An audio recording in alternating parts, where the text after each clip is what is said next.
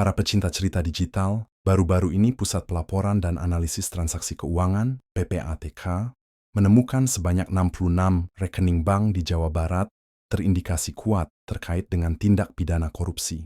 Temuan ini merupakan hasil penelusuran terhadap 224 rekening bank mencurigakan yang dilakukan PPATK sepanjang tahun 2024 hingga September 2025, menunjukkan tren peningkatan penggunaan rekening bank untuk kejahatan korupsi di wilayah tersebut.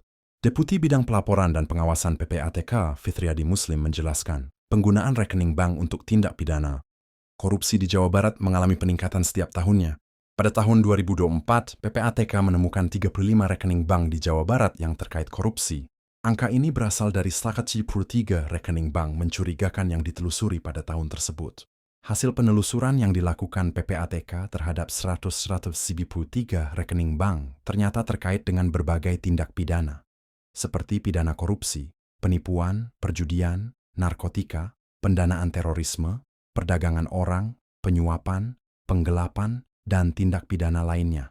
Dari 133 rekening bank yang ditelusuri pada tahun 2024, rinciannya adalah 35 rekening terkait korupsi, 34 rekening terkait pendanaan terorisme, 16 rekening terkait tindak pidana pemilu, 13 rekening terkait penipuan, 12 rekening terkait tindak pidana bidang perpajakan, serta sisanya terkait perjudian dan narkotika. Jadi pada tahun 2024, rekening bank terkait dengan tindak pidana korupsi di Jawa Barat cukup banyak mencapai sebanyak 35 rekening bank. Tegasnya, memasuki tahun 2025 hingga bulan September, PPATK kembali melakukan penelusuran terhadap rekening bank yang mencurigakan di Jawa Barat. Dari 91 rekening yang ditemukan terkait berbagai tindak pidana, 31 diantaranya secara spesifik terhubung dengan tindak pidana korupsi.